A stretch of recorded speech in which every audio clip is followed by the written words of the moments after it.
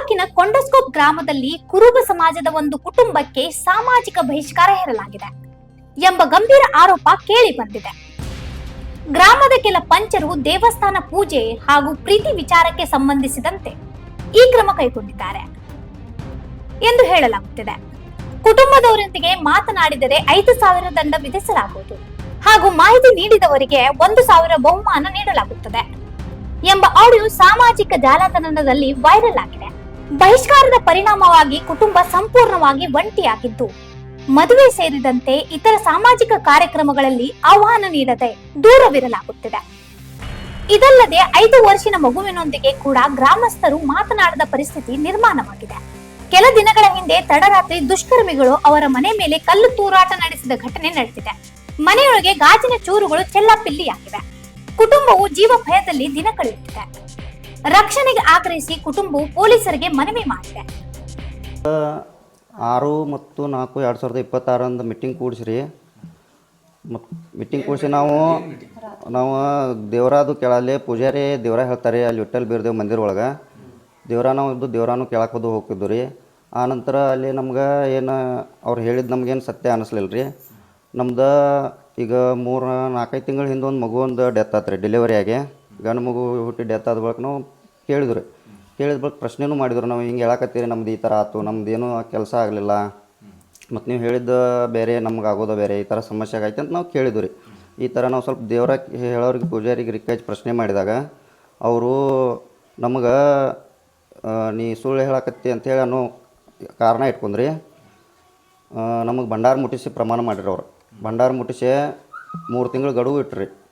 ಭಂಡಾರ ಮುಟ್ಟಿದಾದ ಬಳಿಕ 3 ತಿಂಗಳ ಒಳಗೆ ಯಾರ್ಯಾರಿಗೆ ನಮ್ಮ ಫ್ಯಾಮಿಲಿ ಒಳಗೆ ಏನಾರು ಸಮಸ್ಯೆ ಆದರೆ ಯಾರು ತೀರ್ಕೊಂಡ್ರೆ 1 ಲಕ್ಷ ರೂಪಾಯಿ ದಂಡ ಅಂತ ಹಿಂಗೆ ಇದನ್ನು ಘೋಷಣೆ ಮಾಡಿರಿ. ಆದರೆ 3 ತಿಂಗಳು ಆಗಿ ಹೋತ್ರಿ. ಅದು 3 ತಿಂಗಳು ಆದ ಬಳಿಕ ಯಾರಿಗೂ ಏನು ನಮಗೇನು ದೇವರೆಲ್ಲ ಒಳ್ಳೇದು ಮಾಡಿದೆ, ಯಾರಿಗೇನು ಪೆಟ್ಟ ಹಚ್ಚಲಿಲ್ಲ. ಆನಂತರ ಅವರು ಈಗ ಇದೇ ತಿಂಗಳ 6-4-2026 ಮೀಟಿಂಗ್ ತೊಗೊಂಡ್ರಿ. ಇವ್ರ ಜೊತೆ ಯಾರೂ ಸಂಪರ್ಕ ಇರಬಾರ್ದು, ಬಳಕೆ ಇರಬಾರ್ದು, ಮತ್ತು ಇವ್ರ ಜೊತೆ ಯಾರಾದರೂ ಮಾತಾಡಿದ್ರೆ 5,000 ರೂಪಾಯಿ ದಂಡ, ನಮ್ಮ ಜೊತೆ ಯಾರಾದರೂ ಮಾತಾಡೋದು ನೋಡಿ ಯಾರಾದರೂ ಅವ್ರಿಗೆ ಮಾಹಿತಿ ಕೊಟ್ರಂದ್ರೆ ಅವ್ರಿಗೆ 1,000 ರೂಪಾಯಿ ಬಹುಮಾನ, ಈ ಥರ ಎಲ್ಲ ಮೀಟಿಂಗ್ ಒಳಗೆ ಇದು ಮಾಡ್ಯಾರಿ. ಅವಾಗಿಂದ ನಮ್ಮ ಜೊತೆ ಯಾರೂ ಮಾತಾಡಕತ್ತೂ ಇಲ್ಲ ರೀ. ಮತ್ತು ಫಂಕ್ಷನ್ಗಳ ಪೂಜಾ ಗುಡಿ ವಿಚಾರವಾಗಿ ಜಾತ್ರೆ ವಿಚಾರವಾಗಿ ಯಾರೂ ಕರೆಯಾಕತ್ತಿಲ್ಲ ರೀ. ಮತ್ತು ಮನೆ ವಾಸ್ತುಕದು ಅದು ರೀ, ನಮ್ಮ ಅಂತಂಬ್ರೋದು ಅವರು ಕರೀಲಿಲ್ಲ ರೀ. ಅಂತರ ನಮ್ಮ ಪವನ್ಯರ್ದ ಮದುವೆನೂ ಆತ್ರಿ, ಅವ್ರ ದೇವ್ರ ಕಾರ್ಯಕ್ರಮ ಮದುವೆ ಕಾರ್ಯಕ್ರಮ ಆತ ಅವರು ಕರೀಲಿಲ್ಲ ರೀ. ಆನಂತರ ಮತ್ತು ಪದೇ ಪದೇ ಮತ್ತು ನಮಗೆ ತ್ರಾಸು ಕೊಡೋದು, ಕೆಟ್ಟ ಪದ ಅವಾಚ್ಯ ಶಬ್ದಗಳಿಂದ ಬೈಯೋದು, ಹೊಲಸು ಮಾತಾಡೋದು, ಈ ರೀತಿಯೆಲ್ಲ ನಮ್ಗೆ ಚುಚ್ಚಿ ಮಾತಾಡೋದು. ಹಿಂಗೆ ಮಾಡೋದಕ್ಕಾಗಿ ನಾವು ಈಗ 1 ತಿಂಗಳಾತ್ರಿ ನಾವು ಊರು ಬಿಟ್ಟು ನಾನು ನನ್ನ ಹೆಂಡತಿ ಬಾಡಿಗೆ ಮನೆ ಮಾಡಿ ಬೆಳಗಾವ್ದಾಗ ಅದೇವ್ರಿ. ಇವ್ರು ತ್ರಾಸು ತೊಂದರೆ ಕೊಡೋದ್ರಿಂದ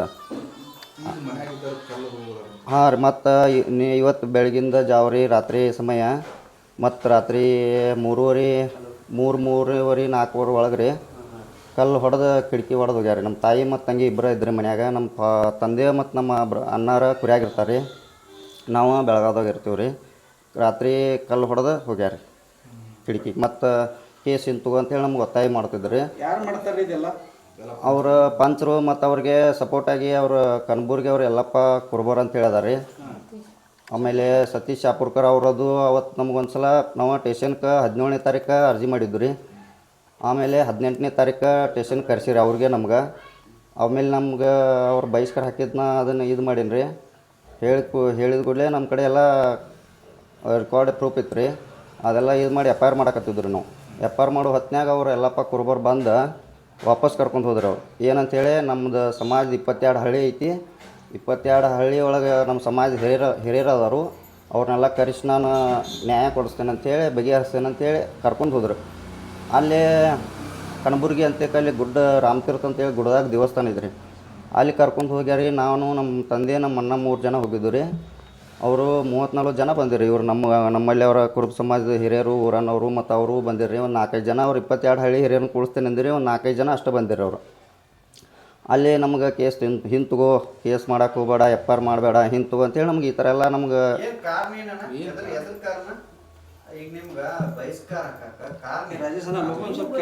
ಅಂದ್ರೆ ನಾವು ದೇವರ ಒಂದು ಕೇಳ್ತಿದ್ರಲ್ಲ, ಅದು ನಮ್ಮದು ಆಗಿಲ್ಲ ಅಂತೇಳಿ, ಕೆಲಸ ಆಗಿಲ್ಲ ಅಂತೇಳಿ ಪ್ರಶ್ನೆ ಮಾಡಿದ್ವಿ ರೀ.